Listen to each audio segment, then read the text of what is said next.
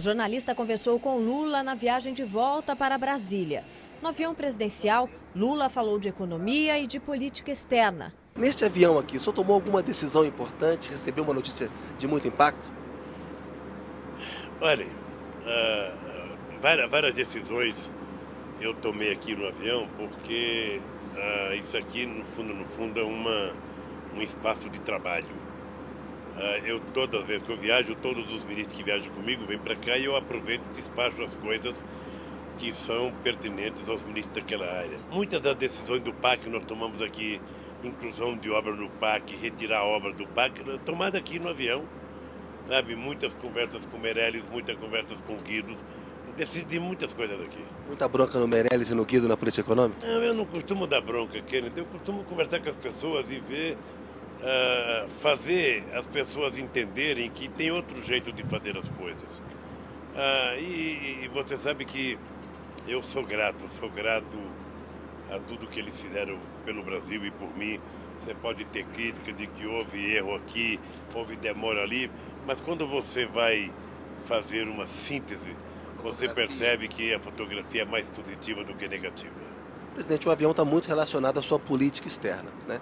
Para muitos, a política externa do Brasil, ela é muito pragmática em relação aos amigos e ela é muito dura em relação aos adversários, como foi na questão de Honduras e às vezes em alguns embates com os Estados Unidos. Como é que o senhor responde a essa crítica de um pragmatismo excessivo? Não, primeiro não existe problema de ser duro contra adversários. O presidente de Honduras não era meu adversário. Nós fomos duros, foi contra um golpe, porque não aceitamos ele em Honduras, não aceitamos ele no Brasil, não aceitamos ele em lugar nenhum. Não fomos duros, ou seja, eu mantenho relação com os países como chefe de Estado, independentemente do pensamento político das pessoas. É uma posição de princípio não aceitar golpe.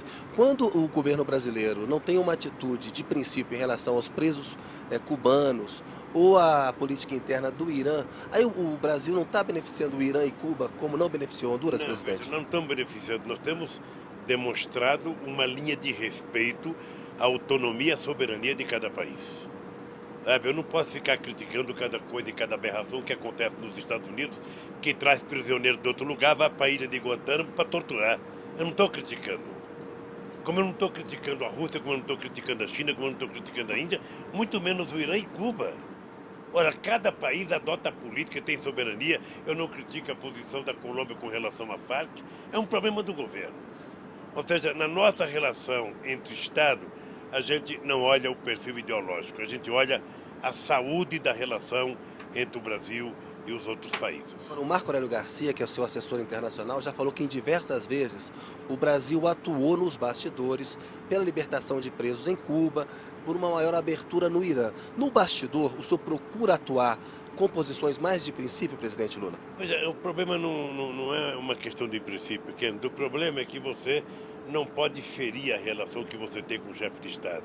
Ninguém gostaria que um cidadão de fora ficasse dando palpite sobre a vida que você tem dentro da sua casa com a sua família. O senhor falou com o Raul Castro, não falou? Veja, então, quando você discute nos bastidores, você está discutindo uma coisa de maior intimidade com as pessoas. É bom fazer isso, não é bom fazer aquilo, seria prudente você fazer isso, não seria prudente você fazer isso.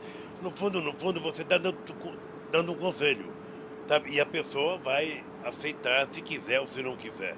Eu sempre tive muito cuidado na nossa relação internacional para que a gente não ferisse a sensibilidade das pessoas. É uma coisa muito delicada. Qualquer palavra equivocada que você fale, você pode criar um problema enorme para o país. Então eu sempre tive muita cautela e, graças a Deus, vou deixar o governo vencedor nessa nossa política externa. Presidente Lula, durante muito tempo o senhor e o presidente da França, o Nicolas Sarkozy, tiveram uma relação muito boa. No momento em que a França apoiou os Estados Unidos no Conselho de Segurança da ONU, numa posição contrária à brasileira em relação ao Irã, essa relação esfriou? O senhor está um pouco decepcionado com Sarkozy? Veja, não esfriou nem a minha relação com Sarkozy, nem com Obama, nem com Medvedev, nem com Ruggital e nem com a Inglaterra, por conta do que aconteceu no Conselho de Segurança. Todos eles tiveram a mesma posição, né? Veja, é lógico, eu não sou membro do Conselho de Segurança e eu não estava tentando negociar com o Irã. O que aconteceu, na verdade, é que a queixa que os presidentes tinham era de que o Irã não topava sentar na mesa de negociação. Eu tive uma conversa com o Irã em Nova York. Depois eu fui para Pittsburgh e tive uma conversa com o Obama, com o Medvedev, com o Rugital, na época era o Gordon Brown. Tive uma conversa com o Sarkozy e nenhum deles tinha conversado com o Ahmadinejad. E eu dizia, como é que é possível vocês manterem essa divergência há tanto tempo se vocês nunca conversaram? Cheguei a dizer para o Obama, Obama, você é presidente do país mais importante do mundo, pega o telefone, liga para o Ahmadinejad e chama para uma conversa, porque é assim que a gente resolve os conflitos. O que ele disse para o senhor? E aí eu disse, nessa mesma conversa, eu disse ao Obama, eu estou indo a Israel, estou indo à Palestina e estou indo ao Irã. Eu fui a Israel, fui à Palestina, eu disse que não ia ter paz no Oriente Médio, porque não é possível, sabe, que não se envolva todos os interlocutores para resolver o problema. Ou seja, você tem Israel, você tem a Palestina, mas dentro da Palestina você tem vários grupos, dentro de Israel você tem vários grupos, você tem mais a Síria, você tem mais o Irã. Ou seja, se essas pessoas todas não tiverem numa mesa de negociação para negociar, não tem solução. Ficam os Estados Unidos achando que é dono do conflito, Israel achando que só ele pode resolver e não resolve. O senhor está pessimista em relação a essa situação no Oriente Médio hoje? O que eu tenho sentido é que tem piorado. Do ponto de vista do acordo, tem piorado. Aquilo tem servido para dar prêmio Nobel, mas paz, concretamente, não tem acontecido. Então, veja, eu me dispus a ir ao Irã. Fui ao Irã. Sabe? A Rússia, a França foram mais compreensivos e acharam que não deveria fazer sanções antes de eu viajar. Eu viajei sem sanções. Olha, o que eles diziam? Eles diziam que nós não iríamos convencer o Ahmadinejad a sentar na mesa de negociação. Nós tínhamos estabelecido com o Sarkozy a liberação da francesa.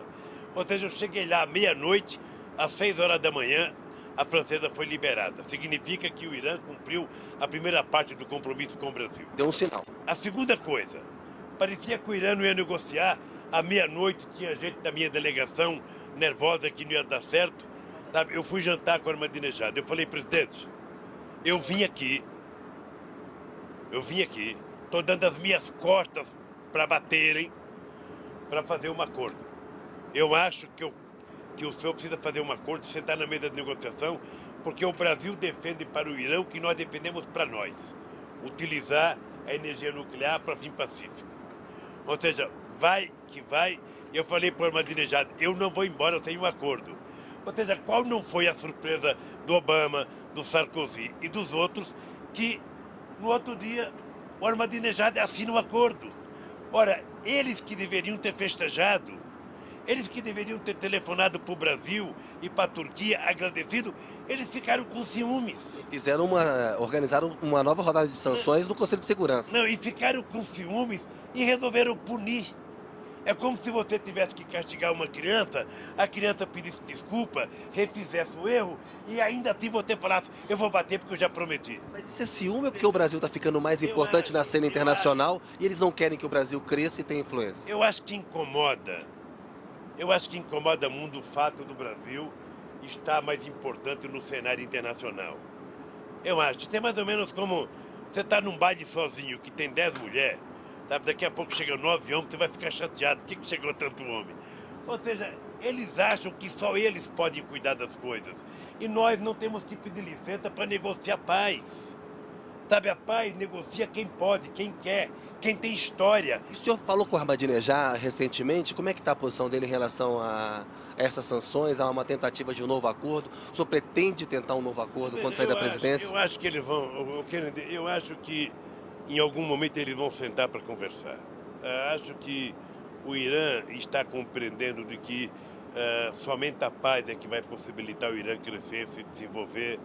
Eu digo isso para todos os presidentes, ou seja, em época de guerra a gente não faz nada. É em época de paz que a gente investe em educação, que a gente investe em saúde.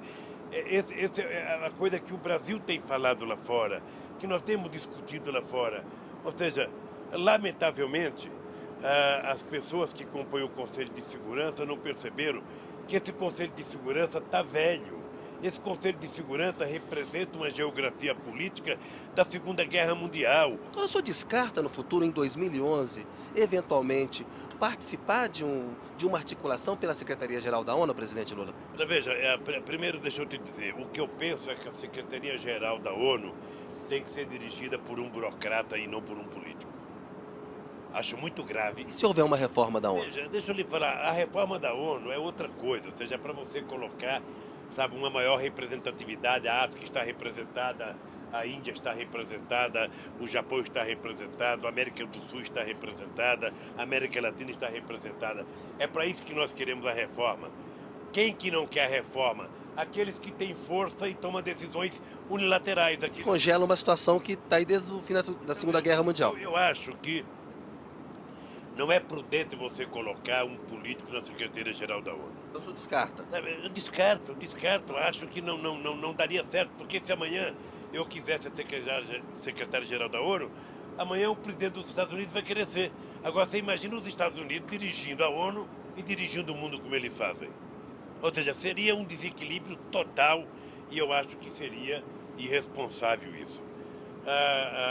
Então, veja, o Brasil continua querendo a reforma, ela vai acontecer, é uma questão de tempo, todo mundo já acha que é favorável à reforma, não tem mais ninguém contra a reforma.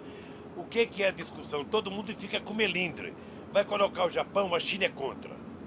Vai colocar a Alemanha, a Itália é contra. Vai colocar o Brasil, o México quer ser, sabe? Vai colocar que país da África? A África do Sul? É a Nigéria? Quem vai colocar? É o Egito? Então tem essa ciumeira toda que eu acho que vamos chegar em algum momento a um acordo. Eu acho que nós já avançamos, já tem a compreensão. Acho que o Sarkozy vai ajudar muito para que haja a reforma do Conselho de Segurança da ONU. E eu acho que a Dilma vai continuar levando essa mesma bandeira de defesa da renovação do Conselho de Segurança da ONU. No final da entrevista exclusiva, Lula abordou seu futuro político e a vida fora do poder em Brasília. E ser candidato a presidente de novo um dia, pode ser? A gente nunca pode dizer não, sabe? Eu fico até com medo, amanhã alguém vai assistir a tua entrevista e vai dizer Lula disse que pode ser candidato. Veja, eu não posso dizer não, porque eu sou vivo, sou presidente de honra de um partido, sou um político nato, sabe? Construí uma relação política extraordinária, sabe? Acho que o Brasil tem uma gama de líderes extraordinários que pode disputar.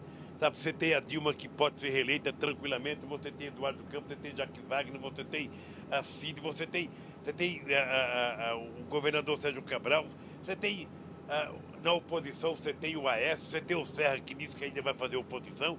Então o que não falta é candidato, sabe? Então é muito difícil dar qualquer palpite agora. Vamos trabalhar para Dilma fazer um bom governo e quando chegar na hora certa a gente vê o que vai acontecer. Já pensou no que vai fazer no dia 2 de janeiro? Eu vou descansar. Eu finalmente vou descansar. Quero tirar umas férias que eu não tiro há 30 anos, uma férias merecida, sem compromisso. Será uma férias prolongada. Eu quero ficar pelo menos uns 2 meses sem fazer absolutamente nada, sem discutir política, Eu quero descansar realmente. Eu preciso desencarnar. Eu quero tirar de dentro de mim, sabe, a coisa e os compromissos do presidente da República. Eu preciso voltar a falar como um brasileiro normal. Normal eu nunca mais vou ser, ou seja, mas um brasileiro, sabe, o mais próximo da normalidade possível. Eu acho que eu vou conseguir isso, eu acho que vai ser bom para o Brasil, vai ser bom para Dilma, vai ser bom para todo mundo, se eu ensinar como é que os ex-presidentes têm que se portar, sem se meter na vida dos outros. Lula também conversou com Kennedy Alencar durante a visita a obras da transposição das águas do Rio São Francisco. O encontro aconteceu dentro de um túnel por onde a água do rio será desviada. Olha, essa obra aqui, Kennedy, ela foi pensada desde 1847 pelo imperador Dom Pedro. Problemas políticos e econômicos certamente não permitiram o que eles fizeram e outros governantes tentaram fazer. Toda a campanha alguém anunciava, alguém prometia. Eu nunca prometi porque eu dizia que era preciso primeiro estudar a viabilidade para depois a gente fazer. E eu então comecei a pedir primeiro para pegar o projeto básico, depois pedi para o Zé Alencar começar a trabalhar o projeto, depois do Ciro Gomes. E eu cheguei à conclusão de que era a redenção do semiárido nordestino se você conseguisse trazer água para atender a 12 milhões de famílias que vivem nessa região. Então eu estou feliz porque a hora que essa obra estiver concluída, nós estaremos resolvendo um problema, eu diria, de séculos e séculos de miséria, de fome, de desespero de famílias que moram nessa região. Tem um simbolismo muito grande. É um simbolismo de vida muito forte.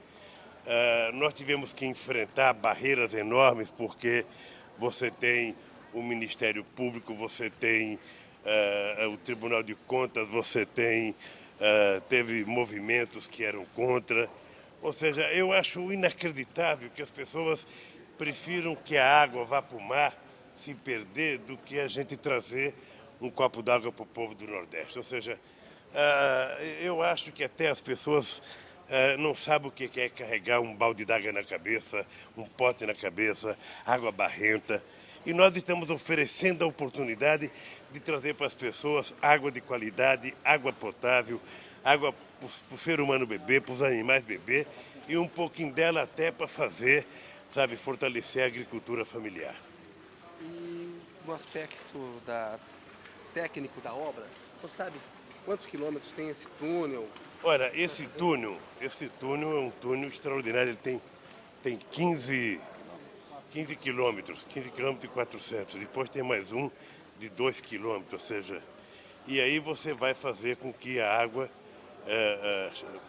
atenda aos estados que têm necessidade de água, que é o Ceará, Paraíba, Rio Grande do Norte e uma parte de Pernambuco. Ao longo da viagem, Kennedy Alencar ouviu políticos e empresários sobre o legado dos 8 anos de governo Lula. Essa população que estava esquecida, que estava abandonada, ela foi inserida dentro de consumo. Então hoje essa classe média baixa, ou os assistidos que estão dando suporte para a economia, para o mercado interno brasileiro, é a grande obra do presidente Lula. Ele trouxe para consumo 50 milhões de pessoas, novos consumidores, e que poderão ascender a outras classes. Ele olhou para o Brasil, as regiões brasileiras, sempre com um olhar diferenciado, cuidando do que tem que ser feito em São Paulo, do que tem que ser feito no Rio Grande do Sul, no Rio de Janeiro, mas olhando sempre de forma especial para o norte e para o nordeste brasileiro. E as desigualdades no Brasil, além de regionais, elas são também sociais. Então, o Lula permitiu ao Brasil as condições para o Brasil crescer, isso naturalmente ajudou os bancos, ajudou as grandes empresas, mas ele teve sempre um foco como política principal do governo, oferecer uma condição de vida melhor para as pessoas mais pobres. É um governo que cuidou do Brasil real, não ficou no Brasil oficial. E qual é a importância dessa obra que o presidente visita hoje? Liberdade, democracia, cidadania. Porque a água durante muito tempo foi instrumento de dominação do povo no Nordeste pelas elites políticas e econômicas. Eu acho que levar água é levar vida, saúde, mas é levar liberdade. Na passagem pelo Nordeste, Lula foi cercado por multidões em clima de despedida. Para mim ele é o cara, não tem nada que represente que ele não tenha melhorado. Desde meio ambiente, corrupção, tudo ele acabou, melhorou. E o Brasil agora está vendo um momento que nunca viveu antes na história.